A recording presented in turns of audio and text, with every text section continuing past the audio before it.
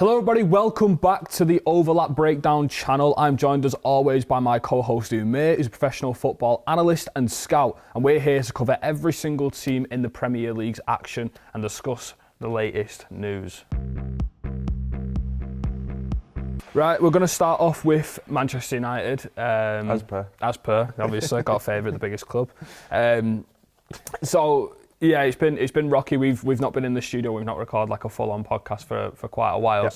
But I think since then it's only really gotten worse. For United? Yeah, because I think we were on like a decent trajectory. There were up and downs, yeah. Yeah, there was like getting better and better and better, and then like since the turn of the year and just before it, it's gone a bit more like, yeah. So I think we covered Amorim earlier in the season as soon as you come in.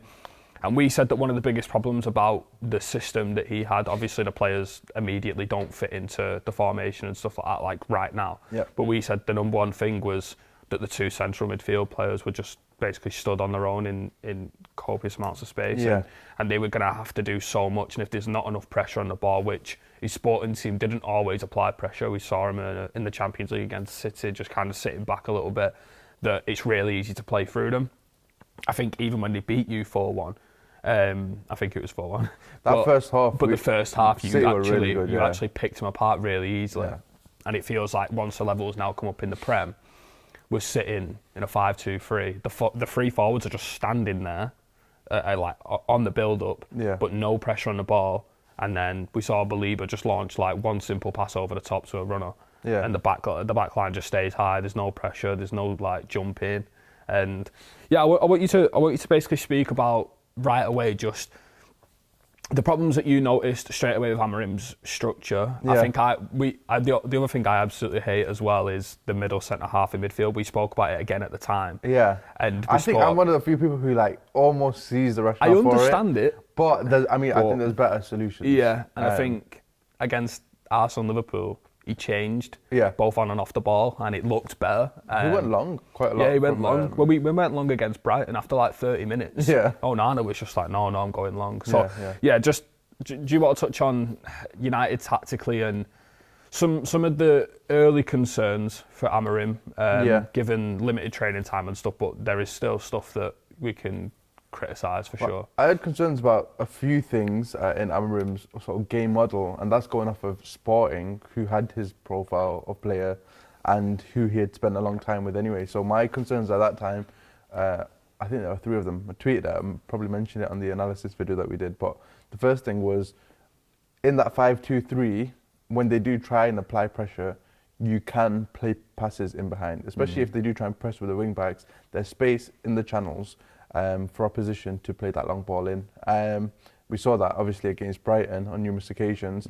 When Amorim and when Man United sit in a bit deeper against the big teams, against the Arsenals, the Liverpools, the Cities, in that 5-4-1, obviously that's mitigated because your team's a lot deeper. Yeah. So when they do try and play this, more front-footed style, even with those five defenders, look, that is one weakness. The second weakness is this idea that with this Amorim side, you are going to concede a lot of the ball. Even in that 5-2-3, even when it works perfectly, you're not, applying pressure like, say, a Liverpool 4-2-4, or a Manchester City 4-4-2, or a Klopp's 4-3-3. Those, formations commit more people forward and apply pressure a lot more intensely higher up the field. So, in giving up possession, is that going to scale well for the United fan base and the United players? Now, I think Manchester United as a team, we've got historical heritage as being dominant. Well, as being counter-attacking, but as being dominant and wanting to win games and not be adapting too much to the opposition. I think Man United fans are going to get a little bit tired of sitting in and not having the ball in home games against lesser teams. So that's the second thing. And then the third thing I'd mention is, the idea of when you do have the ball, having the ball for possession's sake. United, like you mentioned, the counter-attacking, ideal. They want to play quick, or fans want to see quick, attacking, exciting football, Like so Cristiano in the past, like sort of Berbatov, Nani, Tevez, Rooney, they're exciting, free-flowing attackers. Now, I appreciate the idea of having a lot of the ball and keeping the ball to pull teams apart. But there's got to be that ability to like speed up the game a little bit. And Bruno brings it. Ahmad's brought it now. But aside from those two, someone like Rashford had the ability to do it, but I think United lacked that. So those three things together for Amorim, for me, are probably the biggest things that he needs to fix when scaling up to a big team like Man United. For a team a little bit lower down the league, you can get away. You with can probably get away with sitting in a little bit and whatever. I think his 5-4-1 works better, and he's actually a better manager for United against when he's playing as the underdog. Yeah. But when the onus is on Man United, and he tries to push them up a little bit, then the weaknesses are exposed a bit. Because we said after the Liverpool game that the structures he used both in and out of possession they were one-offs.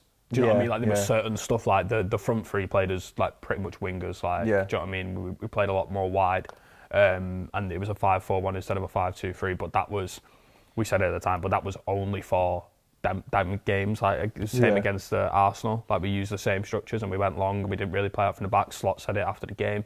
And it's different to see how he can move that to I think it's hard to press in the 5-2-3. I think it's like near impossible because I tweeted something along the lines of Xabi Alonso's, when he's, obviously we all know Xabi Alonso won the league at Bayer Leverkusen, was unbelievable last season. Was touted for Madrid job, touted for City job if Pep leaves, Liverpool. He started in the same structure Amorim used when he went into Bayer Leverkusen, and he started doing the thing where they go long and they just narrow on the ball like United are doing right now. But since the turn of the first season, so his title-winning season, they changed the structure completely.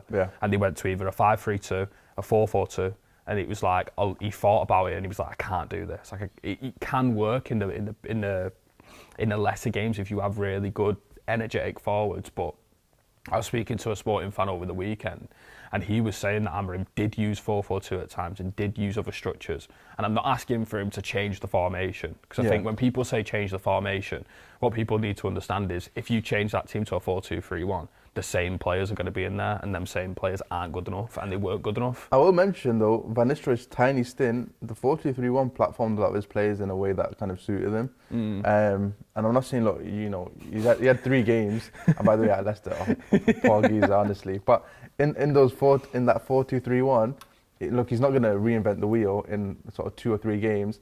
But United were kind of platformed in a way where the spaces between each player were understood. Now, I think when you're going from a team that primarily plays in a 4-back system, look, a 5-back system is fairly rare. These players are not going to have played in that a lot. So Maguire might have played in it, Delic might have played in it. But like your wingers, it takes time to understand when you jump and sort of the areas that you need to close down. So I think that's a big concern to me. But look, I appreciate the idea that if you've got your idea and you want to look, he was hired because this was his philosophy, these are his principles. So asking him to kind of go away from those makes less sense to me. I think the only thing that makes sense from an Amorim perspective is if you are going to commit with this shape, sort of maximise that shape. So play in that sort of 5-4-1 and block spaces rather than opening up those gaps until you get the personnel. Yeah, I think the last thing I'll say on United, because like everyone's talking about the formation, the system, the players. I think everyone's criticisms are fine. I think it is just an accumulation. One thing I will say is I think at home against these lesser teams, I'm not saying Brighton are a lesser team. I think we've got like 1 in 8 against them. So one of the best teams in the league. Yeah, it's like one of the best teams in the league. But like to do what we're doing, I think against your Southamptons, against your Brightons, I can't think of games before that. Forest, I know they're flying at the moment, but they're going to sit off you. Yeah. I think you have to, and I know he said he's going to play full-backs at wing-back because he wants defensive stability. I think we've conceded 2 or more goals, except from Southampton, in our last 5 home games. Like we conceded 3 against Forest, conceded a goal against Southampton at home, which is like ridiculous. So I think he needs to sort of discard this idea that playing full-backs at wing-backs is like building defensive stability. Because we're sitting low, we're just standing high with the front 3, just in lost space, 2 full-backs at wing-back, and then when we hit the byline, they don't know. It's like a fish out of water kind of thing, especially for Matt Shrawy, because Matt Shrawy doesn't hold the width well.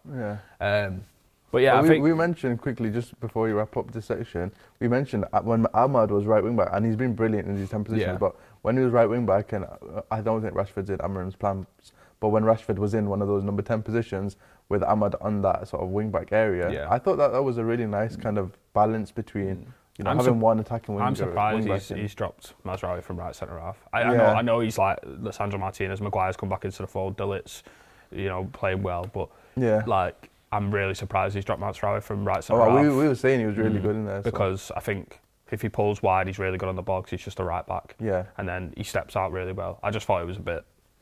Yeah. He's not really underperformed there to be moved, if that makes sense. Yeah. But yeah, anything else you want to say in United?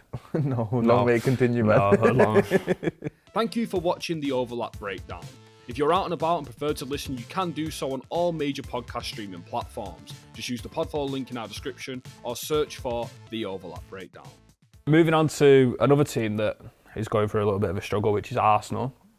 They've played so many home games. Yeah. They played the last 4 or 5 at home. They had a few cup games, I think, in which there. makes like the drop points seem bigger, because they're at home and they're up for it. But obviously they beat Spurs midweek, and then they went into the Villa game and they dropped a 2-0 lead, which was unlike Arsenal. Yeah. But we noticed something really key, which is going on at Arsenal right now, which is obviously since the injury to Bukayo Saka and even Nwaneri.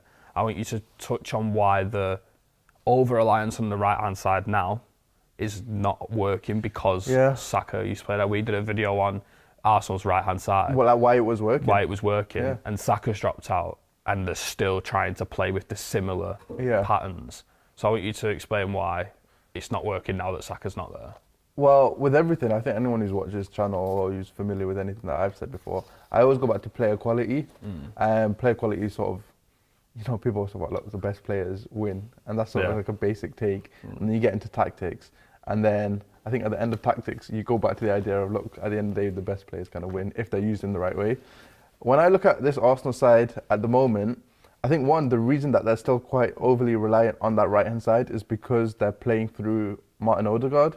On that left-hand side, you got Marino, you got Declan Rice. They kind of rotate. Sometimes Partey plays as that defensive midfielder. But in general, you're not going to progress play through a Declan Rice or a Marino as much as you are Odegaard, who has kind of taken that role as one sort of the on-field leader, but secondarily that kind of player who's going to create things. In the past, we've seen him sort of play zone 14, edge of the box, get on the end of chances and score. But with the lack of some of the players at the back now, Timber getting injured, Calafiori not always playing all the games, and a lack of fitness between that back four, you've got Odegaard dropping in and trying to pick the ball and trying to make things happen. Teams across the league in general are packing the centre of the pitch.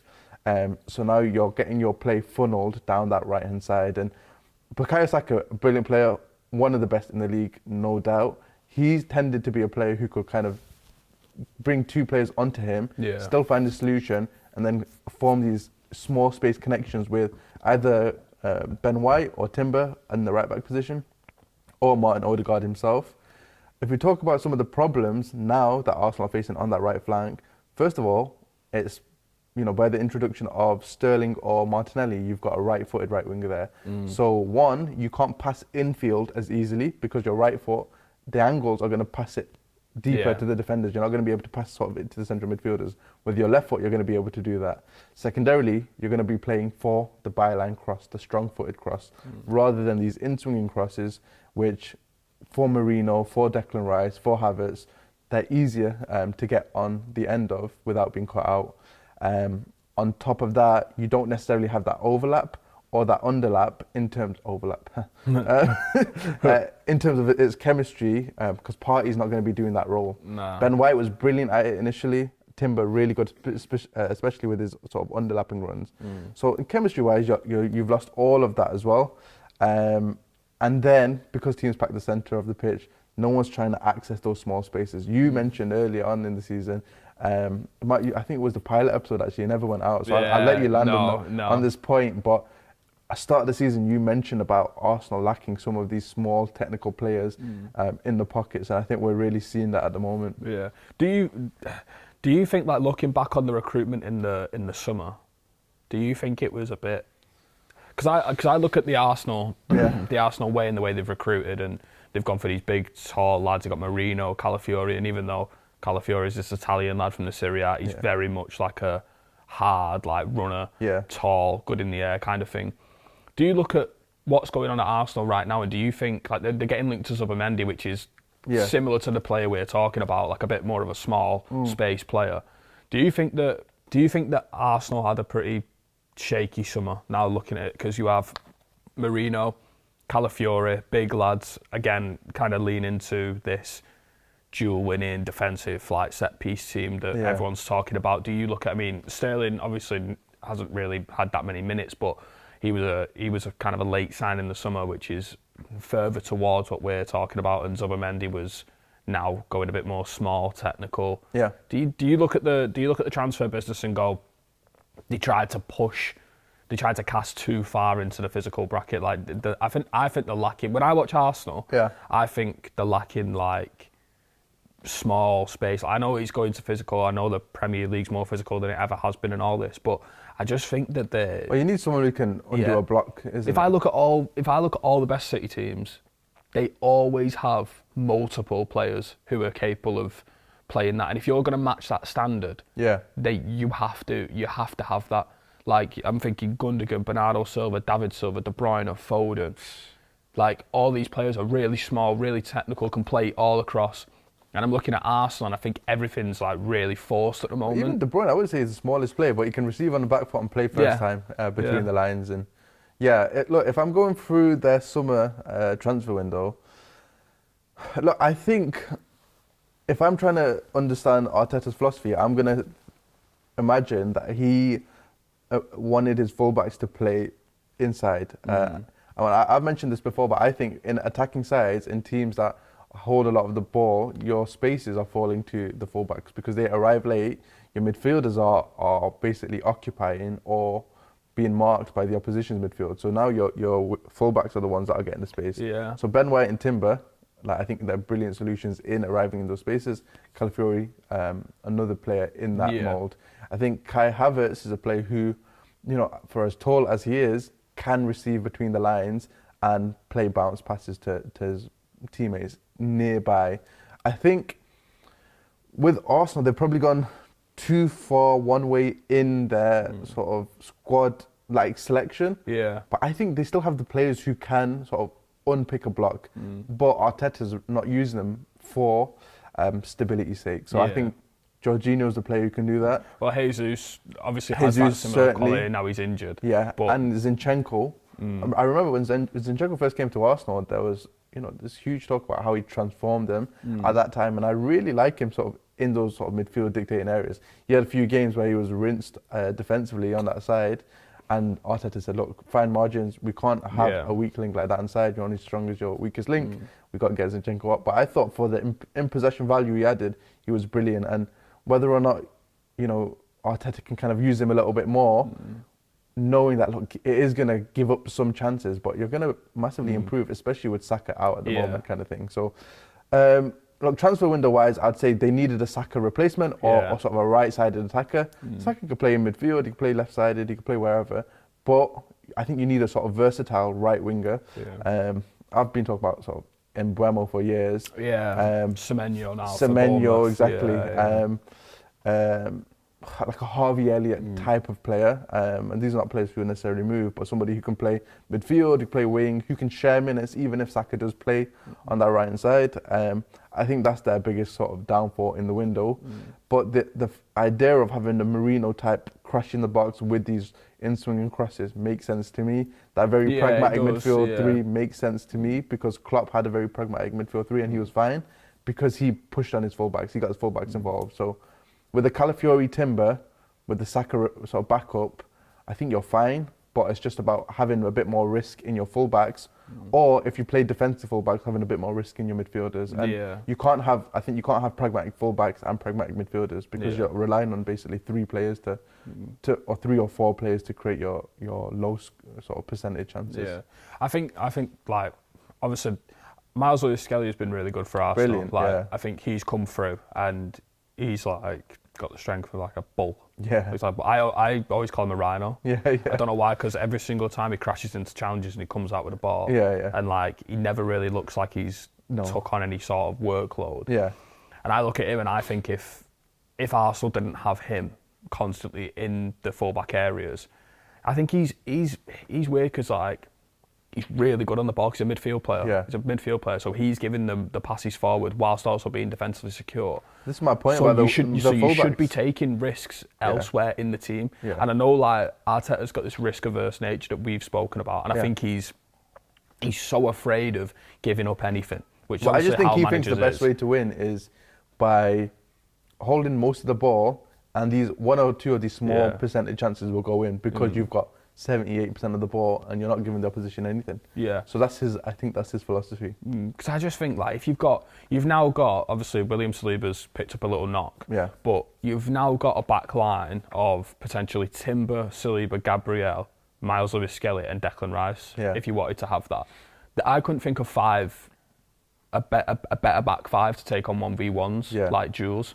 So I think if you've got that, you should be able to, play two strikers if you want to play like someone off Havertz or play someone else in midfield, not have these Partey, Merino. Like I don't think. Do you know what I mean? Yeah. I just think push Skelly up and. Even scale him as a midfielder. Like even just throw him into midfield because he's clearly got like the passing against Villa, ability. the best pass centrally was from Skelly towards the end of the game. So. But I think it's just a fine margin thing for Arsenal. I think they play a certain way that when your best player doesn't play, or your most important player doesn't play, Saka.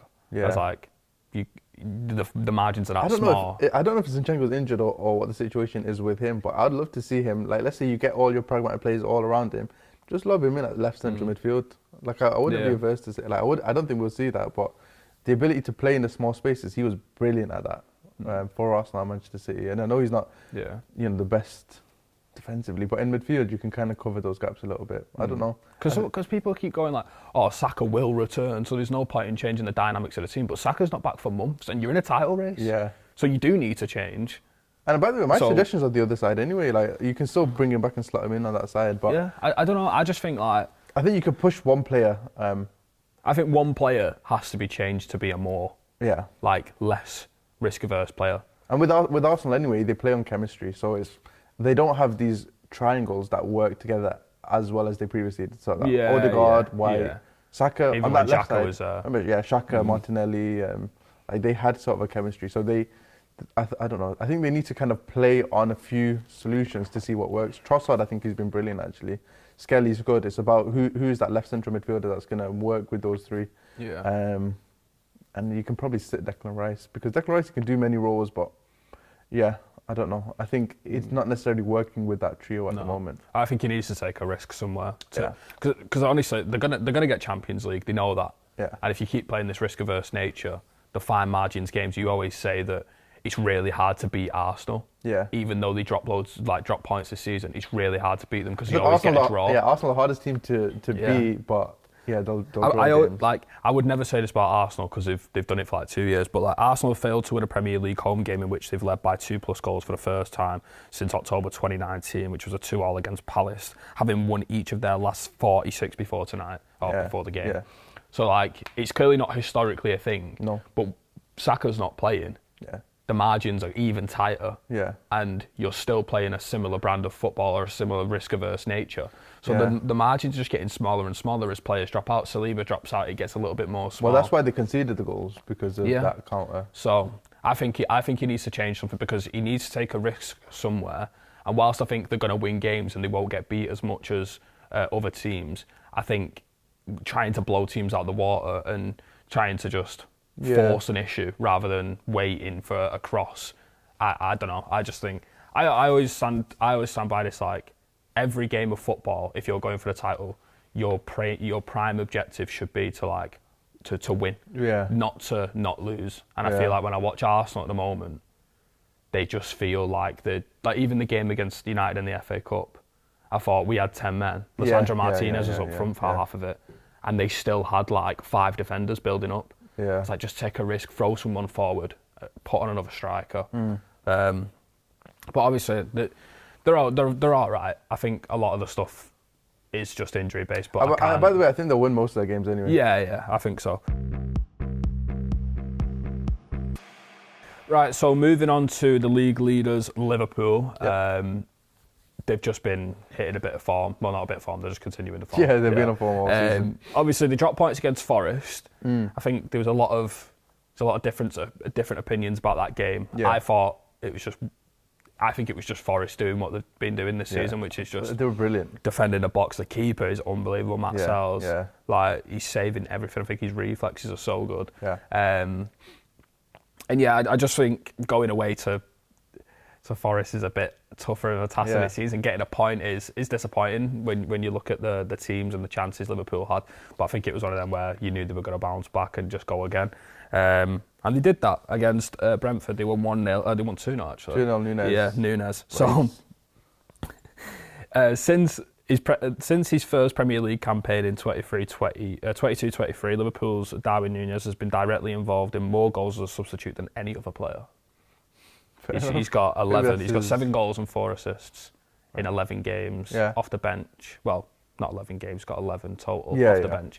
I think there was this conversation about should Liverpool get rid of Núñez. I mean, yeah, they apparently bid. Apparently a bid, like they turned down a bid. No. Like it's always like this kind of narrative, like this sort of thing happens. A story like this comes out, and then like a player will always score. It feels scripted to me. But it's just like his value. Yeah. Is not going to diminish in the next 6 months. I mean, not in January. I wouldn't sell him in January. And I was looking at the title race, and I'm like, if Jota gets injured, and you sold Darwin Núñez, like Jadon Dan's a good player, but do you know what I mean? Yeah. And they've been playing Luis Diaz up front sometimes, but I think in games like this, where people always say this thing like, oh, he creates chaos. Yeah. And people are like, yeah, but he creates chaos in a bad way as well. Yeah. I'm like, no, but sometimes you do need like actual chaos on the pitch. I've said Liverpool's success this season is primarily based, not to diminish like what they're doing on the pitch and tactics and the in-game tweets or anything, but I think a lot of their success is based on their ability to not get injured and to retain their fitness. And I think it's foolish for any club to reduce their squad size in such a busy season. Yeah. Even more so when it's a player as energetic and as available as Darwin Núñez is. So. No player in Premier League history has scored more 90th minute winners away from home than Darwin Núñez. What? That's true. Is it really? That's true. I suppose that's why people want to back him so much, isn't it? But I understand the frustrations. But he seems like, he's a player who had... Why? The thing is that when he starts games and you see him get these chances and it's frustrating when he misses the chances. But I feel like professional football are getting in them positions all the time, which is really good. Yeah. I feel like goals just come. Yeah. But then on the other hand, then we'll also talk about Arsenal and we'll say, look, Havertz or someone like that getting in the... To be fair, we've talked positively about Havertz, but people will make the same argument about, look, you can get in those positions, but if you're not decisive in the boxes, like you're not going to win the league. What's your actual opinion on like Núñez? I'm like, I don't know. Núñez, what do I think about Núñez? I think he's a better Klopp player. Because I prefer how Slot uses him though. Yeah, I prefer, because I think Klopp used him quite a lot off the left, innit? Yeah, and also like he kind of they were very end to end, so almost like I think he got more chances on the club. I don't know what the stats say, but I feel like he got more chances on the club. And I look at the way Liverpool play, and like he's very static at the moment because like they're just waiting for Salah, Trent, even Szoboszlai now to just create something. Yeah. And I just look at Núñez, and sometimes I just feel like he's a fish out of water. I kind of think he's just standing in the pocket, and like he's not really going to take it under pressure. Yeah. And obviously, Slot's a gambler. Yeah. It's like when he throws on players, he'll like create chances until he breaks through, and like he'll throw everything at it. Yeah. Kind of different to the way Arteta is, like we just spoke about. Yeah. So like he'll throw everything at it, and then I feel like if you're gambling on chances, like Núñez is a gambler. Like he's a gambling sort of forward. Yeah. So that's a good point. Yeah. He's I don't know how to describe it, but I feel like he just keeps going, and I think like in teams like Liverpool, in stadiums like Anfield. He's a player that fits well. Like I think you always want a player who's, I don't know, a bit more reliable, can give you a bit more quality. But like if you come to accept him for the fact that he's not going to be this massively reliable scorer, but he can give you goals off the bench, he can provide you energy, he can, you know, be I fairly watched versatile. him against Accrington Stanley, and it was really painful to watch. Yeah. And I think when Liverpool have like upwards of 70% of possession, I feel he really struggles. I think he's an instincts player. He's good in the big spaces. Yeah, he's like really instincts. Like I think if Darwin Núñez is like able to take like 5 meters striding on the ball, like running with the ball, then I feel like he's got a better finish on him. Yeah, I feel like them ones where he has to like react and like, I feel like it's better. Yeah. Do you know what I mean? To do that. So maybe that's why he's better as a sort of a impact sub. Yeah. Come on, you don't have to think about the just tactical pitch of the game. get in the mixer. Get in the box and yeah. Well, Liverpool had 37 shots against Brentford, which was the joint most in a Premier League game on record since 03-04. The Reds have failed to score with the first 35, but then obviously scored with 36 and 37.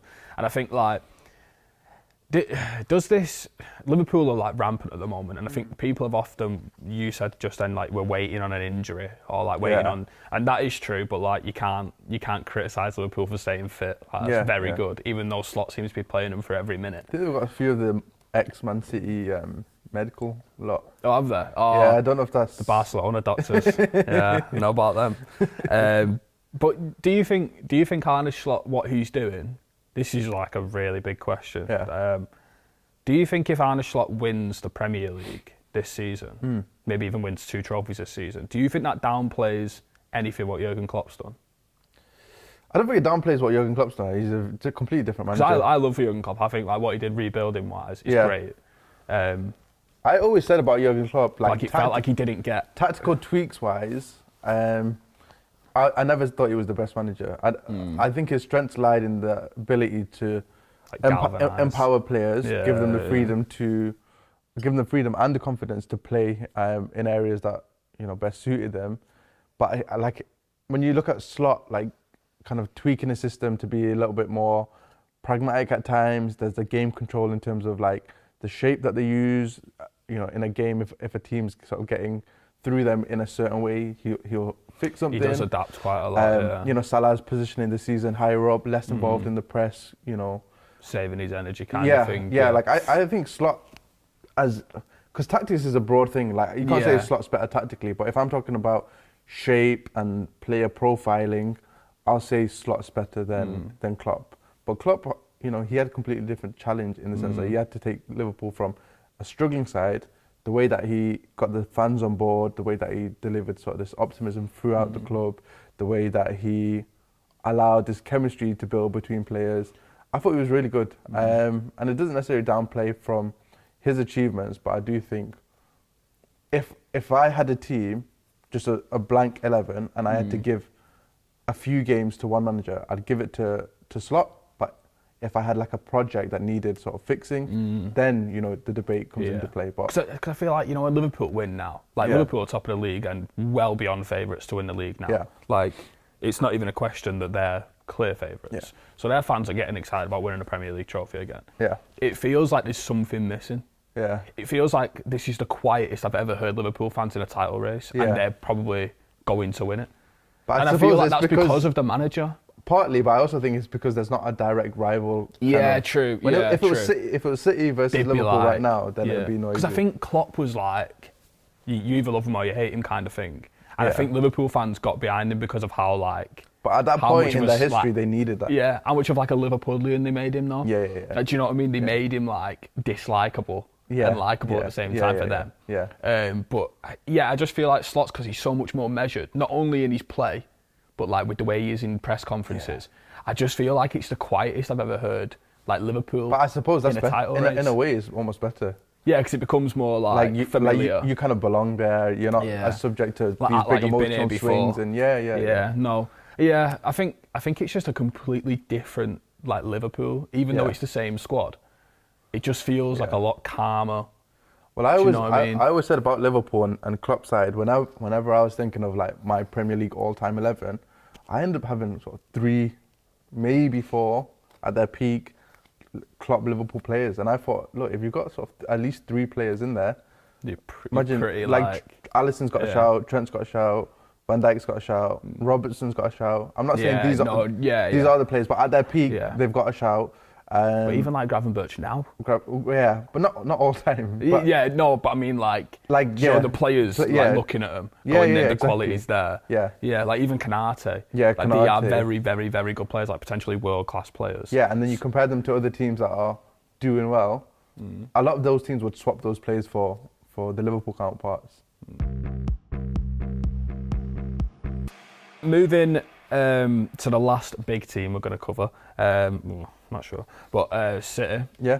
6-0, Ipswich. Finally, man. It does feel like generally you are building a little bit back up. Yeah. I think you said to me before it felt like old City, and it did have that kind of feel. Yeah. When you scored like the second and third goals, it felt like you were just playing. You're getting your rhythm back a bit, yeah. Like I've seen City score away from home, and when the crowd goes silent and the commentators aren't shouting, it's just back to normal. What do you think has changed for City that have? Do you believe that this is better? Like it couldn't have got worse. No. Why do you think it's got better for City in the past like 3 or 4 games? A few things. I'll go. First of all, even the Brentford game. I know you drew, but you were good in that game. No, I thought we were good. That was a brilliant game. Yeah. I think obviously personnel. Ruben Dias has come back in. I actually really liked that Edison was back in. I thought Ortega was. I mean, he's been good, but the value that Edison offers on the ball, it's just second to none. Like Ortega makes big saves, but Edison's passing is just. It's a different quality. I think if we're going through the team, the starting 11 of that game, Pep's basically got his guys who can score back in the team.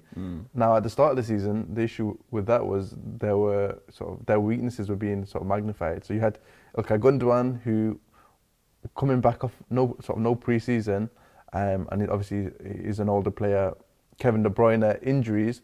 I don't think he's recovered back to his full fitness until sort of this game, last game. I think Pep's mentioned it in the press conference, but even in the few cameos, he was sat on the bench for ages, but even in the few cameos, he was playing, he was just sort of... Yeah, you could see it. Like he wasn't sharp, he wasn't back to sort of, the De Bruyne that we know, but we've seen Foden sort of come back into his own. But in general, we just had sort of these older players without the coverage in terms of like physicality around them. So we've got Nunes in at right back, and Nunes basically pushed on as this overlapping right back, which allowed Foden to come inside. Foden, a great goal scorer, and he attacked the box. He's got his goals on the day. De Bruyne inside left, who's obviously another player who you want in those half spaces, creating chances. Doku pulled out wide, who found De Bruyne often. De Bruyne cutting it back to Foden, who arrived. That was a pattern that we saw a lot. Gundogan, we know he's a good goal scorer. We know he can receive in the pockets. He pushed on, so you had Kovacic back. And obviously to mitigate for some of Gundogan's and Kovacic's physical sort of deficiencies, you had a backline of Gvardiol, who, in the past he's pushed on, but we've kept him a bit deeper in this game.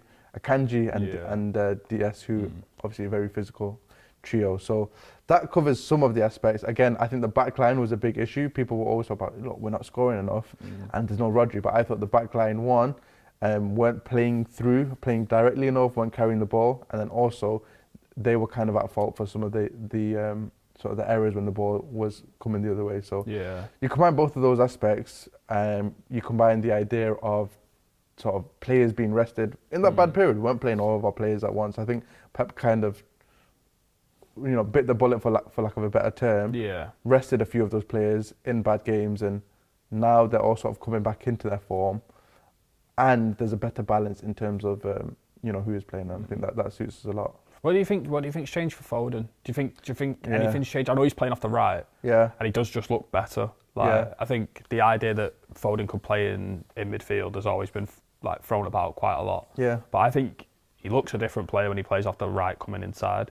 I think his best position is sort of his best zones are inside right zones. Now whether that's from like inverting him from right wing or just playing as a number 10 floating into the areas, like I don't mind. You can do it from false 9 or whatever. But I think it's less so a position thing because he's basically picking up those same areas. I think for me, De Bruyne coming in really helps just push teams in. When you push teams deeper, the space comes in front of the defence. So then that ball opens up to the edge of the box, and it also opens up inside the box itself, because Haaland's attracting a few players. Foden's not necessarily having to take the creative responsibility all on his own.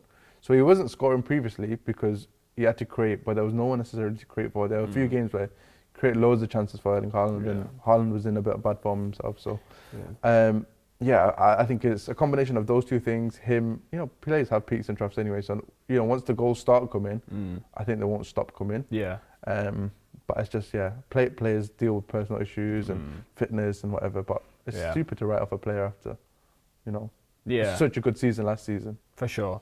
I think, speaking about City generally, obviously you're trying to do something special in the January transfer window, it looks like. I mean, it's so crazy. you signed Kusanov from Lens, centre-half, who's 20 years old. Yep. You're signing Omar Marmoush from Frankfurt, 25 years old. I think he's got like the second most goals and assists in Europe at the moment. After Salah, After Salah. And then you're also looking at Cambiasso from Juve. I think this window might be one too soon for that one. Yeah. But apparently and then linked, Victor Reis. Yeah, I mean, the links were very strong on that one. Noise quieted down a little bit, but I still think that probably happened. What do you see? Because I look at the signings and I'm like, why are you not signing a midfielder? Well, I think we're linked to. Is it Douglas Luiz on loan? Oh, well, he come through it. He came, and then we wanted to bring him back, but he couldn't get a work permit. Okay. So then he ended up at Villa. Because I was looking at your signings and you talked about a lot when the Rodri stuff was going on. You were like, no, it's a centre half, like big. It's like not a big problem, not a bigger problem, but a similar size problem. I think the defence. You sort out the defence and the midfield looks a lot better. Yeah, and you've seen Kusanov play, and that guy's a rocket. Yeah, he's raw, but I think profile-wise, you're kind of getting him in to do like a halfway job between Diaz and Walker. Yeah. I think Pep really values like defenders that can sort of purely defend. I know he obviously could do a bit more than that. He's quite good in terms of his passing. He's not like a Laporte kind of player, for example, but he's can decent. Yeah, dink it into the midfield, and he's got a good switch on him. But with Kusanov, for example, I think about a Pep quote that he made just this weekend. He goes, "Look, the players in the team, when we're training, etc., they used to look at guys like Company and say, look, that's how a defender defends. Now they should look at that sort of DS and say, look, that's how a defender defends." So like bringing in younger players to learn and then gradually bring them through. Yeah, so I assume that's the kind of same thing where he wants players who kind of have that mentality, who put that aggression into the back line. Yeah. And also that recovery pace 1v1 that Walker had. He's kind of got the same. Yeah, he kind of, Well, he's a bit Otamendi-ish in his rawness as well. But he's a bit of a character, isn't he? I mean, personality-wise, very shy apparently. Oh, is he? Very quiet, very shy. Yeah, for people, if people haven't watched him on the pitch, the guy's like, he just runs around pushing people. Very Otamendi-like. But it would be stupid not to ask you about the Erling Haaland contract situation. Yeah. So I'm pretty sure everyone does know, but he signed a 9-year extension, 9.5 year extension, which keeps him at the club till 2035. Something like that. It's the longest active contract. It's longer than Palmer's. Remember we went on about Palmer's. And it's weird though because Chelsea were doing it for amortisation, which, for lack of a better term, like you like to say, it's just spacing out the money you're paying them over a contract so you can buy more players and get away with FFP and PSR and stuff. But what you've done with Haaland, if you've straight up given him a 9.5 year contract. Yeah, he's already out player. And you've the release 115 months. Yeah, apparently. Do you read something? Are you reading anything into that? No. Do you actually think that's a coincidence? I think that's a coincidence. Seriously? I don't think it is. I don't know. It'd be. It's funny. It's funny because the trial's not been decided yet, has it? I don't know if obviously not formally, but like not formally. Yeah. Some people are saying, look, if you're making, there's two camps kind of thing. People are saying, look, if you're signing so many players and you're tying down players, it's because you're going to get a sort of transfer ban. And other people are saying, look, if you're committing that much money, it means you're fine. You're fine. So who knows? If I'm being honest, it looks like an embargo.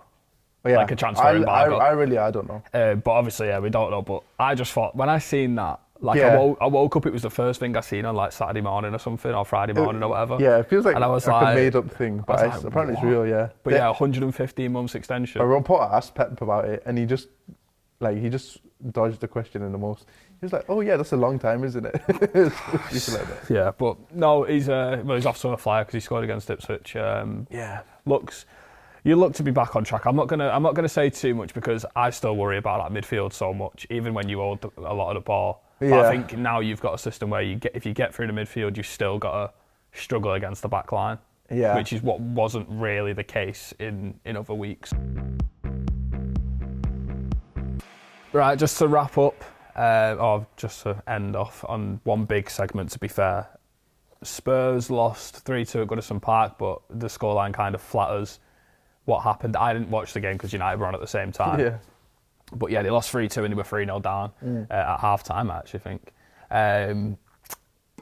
It looks like the 15th now in the Premier League, Spurs, which for a team of Spurs is quality. But with injuries, what is it? But with injuries, yeah. But what do you think? What do you think? Because I think the way the fans have taken to Ange Postecoglou now, looks like it's writing's on the wall a bit. Yeah. And I know, I think Spurs are going to have so much, I think they're going to really try to keep him in charge. Yeah, but there's only so much. But there's only so much you can do. Yeah, and I think now we're looking at a situation where if he got sacked, you'd be like... Yeah, I mean, if it was lockdown, he'd still have his job all season. Because there's no fans. I feel like during lockdown, they saved something like... Remember, Arteta went on that run, that horror run. If the Emirates was full at that time... But yeah, look, I think with Ange, it's basically a case of... I do think he's hard done by injuries. I really do think... And I do think that, yeah. You can tweak your system, but if there's one sort of... And he has, I'm not going to lie, he actually has tweaked the system a little bit. We've said this, haven't we? People say adapt, and he has adapted, but like a complete wholesale adaptation. If he's going to go 5-4-1 or whatever, it's foolish to expect that he's going to do that.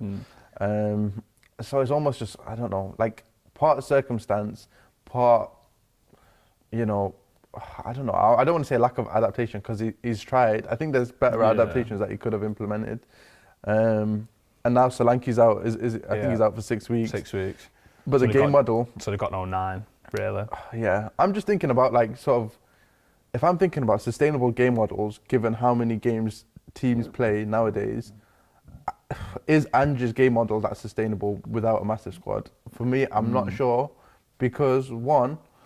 It's very intense in all phases. So even when you attack, it's quite intense. Yeah, you need to rest in your block, but they press really intensely, or you need to rest in your attack, as in have slow possession kind of thing. And they attack quickly and they press quickly, and there's spaces, and they're relying on the same sort of players to do these things. Solanke, the way he's pressed has been ridiculous. He's been really good at it. Yeah. But by back pressing on the opposition defensive midfielder, by pressing the centre backs, it's not a surprise to me that he's fatigued. And as the season goes on, you're conducive to having poorer results.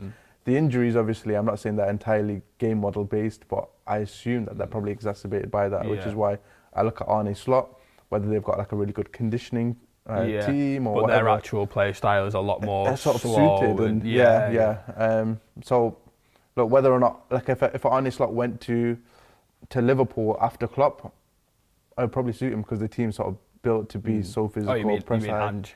Oh, sorry, Ange. I mean, he did. Yeah, Slot did. But if Ange did, then perhaps that would be a better fit. But I think when you're hiring managers, you need to appreciate all of these things, and the people who make the decisions are probably not. Going through with such a fine-tooth comb and thinking about, fitness of each player or sort of the roles of each player. I think I was we spoke about this the other day. I think the recruitment is just poor. Yeah. I look at, obviously, Lucas Bergvall, Archie Gray, brilliant players, but how as a board do you see a team we have the season they had where they were decent but they fell off, and then they were really, really strong for the first part of the season when he had his full 11 on the pitch, and then you add, and then but towards the end of the season, Romero, Van der Ven kept getting injured, Udogie and Porro, so the back line was shaking up. How have they looked at that and gone, I know what will solve that? An 18-year-old who can play in midfield, who Ange might play at right back and centre half. Yeah, and he's been good, by the way. He's been good. Really this is nothing to do with on Archie Gray. He's been one of their better players this season. But it's just I just don't get as a board how you can look at the situation that was happening in front of your eyes. You're supposed to upgrade the first team. Yeah. You're supposed to improve on the backups for Van der Ven, Romero, and they just didn't. They signed Dragusin in January, I believe, last season, and Do you know what I mean? It just felt like it was never more. It was such a clear, right, we're playing worse because we've got non-first team players fit in the back line. And then they've gone into and then they did splash big on Solanke, and for how good he was at Bournemouth, you'd expect that kind of bridges the gap a little bit. And I suppose you don't think both of your centre-backs are going to go out for sustained periods of time either. It's hard. I think managers, clubs in general, they need to be signing players who can play multiple roles. Yeah. I mean, it's probably the only way you can get through these tough periods. Archie Gray, for as young as he is, I think he's a brilliant signing because full-backs, centre-mid, very selfless kind of play. Yeah. So, I think he actually said that. I think he said that against. I can't remember who the game was. I think it might have been that Tamworth game. And they were like, and I think he said something like, "I don't care where I have to play. I I'm going to play." Yeah. So yeah, I think versatility, like being able to play multiple positions in a signing now. I feel like it's qualitative depth. I'm going to write by that, man. Wow. That's my term because people do depth in numbers, quantitative depth. But like the quality of depth is, I think, a player who can play in different roles. So now you've got Bernardo Silva, you can play basically 9 positions. So you get any players, any one of those players that go out, and you can start Bernardo Silva there. Because I think like when people value signings, like I don't think versatility ever like ups the number. No. Do you know what I mean? Yeah. So like I look at players like Marmoush who you've signed, can play super versatile. Yeah, can play up front, can play off the right, can play off the left, can play centre midfield. Like he can play across the front 5 for City. Yeah. So that, which is why we've signed him.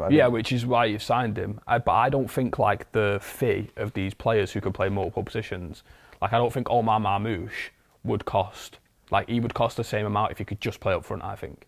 Yeah, if you were just playing on those same numbers, So I feel like it's definitely something to look out for. Yeah. Like I think when you talk about United, like if you sign a wing back, I want that wing back to also be able to play the other side. Yeah, in that video, a couple of guys cooked me for it, but Dwight McNeil, he can play 4 positions. Yeah, like he can play 4 positions. So like you can bring if someone gets injured in. Yeah. So I think like Spurs need to do that because they've signed Dragusin, who is a central defender and can only really play in the middle of a 3 as well. Yeah. But then you've got Romero, who can play like only right centre half. Van der Ven can sort of play left back. But it's like, I think when teams are looking at transfers now, especially in defence, I think, because it seems to be where most of the muscle injuries are happening. Kusanov for us, again, they're probably the same.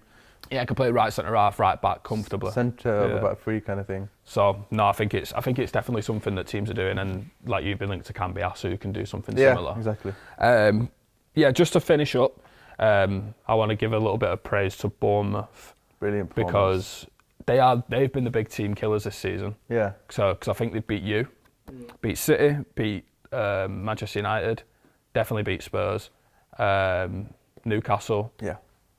I just think they've been brilliant.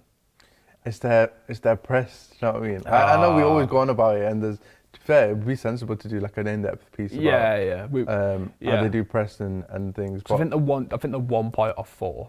Yeah, which is crazy for Bournemouth. 22 games in, and do you know what's funny about it? We're talking about Ange Postecoglou having injuries. Bournemouth's injury list is huge. Yeah. Both the centre forwards are out, and and they're playing that Dango Altara up front. They're playing Clivert, David Brooks, and Semenyo, and they're making it work. They played Lewis Cook right back against Newcastle. Yeah, like there's just managers. I don't know what it is like. Just the signings and the manager just make it work, and he just seems to be making it work all the time. And obviously he's got this really like big thing about out of possession, like he's an out of possession monster. Like he's so good at pressing. But like I thought in the Newcastle game, they did press him, and they did a Newcastle to Newcastle. Yeah, like they pinned him in, didn't let him get out. But when they had the ball, they were so like timings, like tempo. I think the 2 centre halves are absolutely unbelievable. Sabani and Hoyson. Like honestly, just ridiculous. Kirkez scored. Semenyo. Yeah. Wow. Like easily top 4 player. They're all players that like top teams could definitely use. And I just look at the team. I look at the manager. I kind of hope that they stick together. They'll probably get poached. Yeah. I think PSG want the centre half or one of the centre halves. But no, I think. Do you believe if there's someone who gets sacked at the end of the season, do you think Iraola's probably like he should be further up? Because I think when now looking back at it, people were saying when Amorim come in, people were like, "Why are we not looking at Iraola?" Obviously, looking back on it now, but he just seems to be like no one ever really looked at him. Yeah, I think it's probably like I'd like to see him at one club short of like the top clubs. Like a Newcastle. I mean, but Newcastle versus Bournemouth, like there's not Do you know what I mean? a huge difference. But yeah, whether or not he goes to another league or like he goes for a team that are sort of I vying think Spurs for fans are basically saying he's a tap-in to get the manager. Sense, yeah. They're built into high press, and he could bring that stability in terms of the defensive shape, because obviously they're hardcore, but Bournemouth kind of do sit in sometimes. But yeah, would you so you mean like I would just like to see how he does scale up to a team that holds a lot of the ball or is given a lot of onus to hold the ball, because these sort of pressing situations do arise often when other teams are building out from the back, and that's sort of their bread and butter. But in sort of the middle of the pitch, when the game does get a little bit stretched, or when teams do sit in really deep, that I just want to see. I'm not sure. I need to watch more, to be honest. But my only question is, with any successful manager, scaling up to the top level requires a different skill set. And for as good as he is, and for as well as he's done with Bournemouth, there's slightly different expectations on style that can become a concern. But I think he's a brilliant manager, and like his peak won't be with Bournemouth. He'll continue to go. I think Antoine Semenyo's one of the best wingers in the league. He started his career really late, apparently. So he's got this like non-academy sort of like rise through the ranks. Yeah, so he's very unorthodox in his game, but it gives him like a Vardy. Yeah, like his solutions are sort of like street football. Yeah, like inbuilt kind of thing. So when we speak to academy coaches, they always say they always say like they have to have a guy who's just like played football on the street to like get himself out of situations. Yeah. But I think he's so powerful. Yeah. I was watching him against Newcastle, and he had like two players on him who just like kick and run down the line, and he just gets in front of them. Yeah. But I think like the way he attacks the box, some of his balls striking the goal against Chelsea was like out of this world kind of thing. And just Championship never fails. Yeah, do you know, they've got pace and power, and then when they get put under a Premier League coach, you can really put them in the right zones. Put them where they're going to work the best. And I just think, I think he's been unbelievable this season. I think Arsenal probably should sign him. Yeah, if I'm being honest. And Mbeumo and Semenyo probably should be top list. But yeah, that's it for Bournemouth. So I think, where do you see him finishing? Like I said, the 1 point off fourth. I think probably. Because I could not imagine Bournemouth in Europe. I could. That would be under Iraola. With 10,000 fans in a stadium. I mean, it'd be brilliant. That'd be crazy. They're doing well with injuries. The players will come back. The thing is, again, with the pressing style of play, they sit and they do rest. I'm just wondering, end of the season, like, does it fall off a little bit? Maybe seventh. That's enough for Europe, isn't it? Yeah, I think so. Is it top 5 now? There's not 6 teams better than Bournemouth in the league, is there? I don't think. It's so hard because like random teams will beat a random team will beat Bournemouth, but Bournemouth will beat like City. Do you know what I mean? I think they're on the longest unbeaten streak they have in the history. Wow. Which is in the Prem. Yeah. So long may it continue. I love watching them. Good team. Yeah, good team. Right, thank you very much for watching this latest podcast for the Overlap Breakdown channel. Join us again next week, where we'll be analysing the Premier League's action and talking about every club's news. See you later.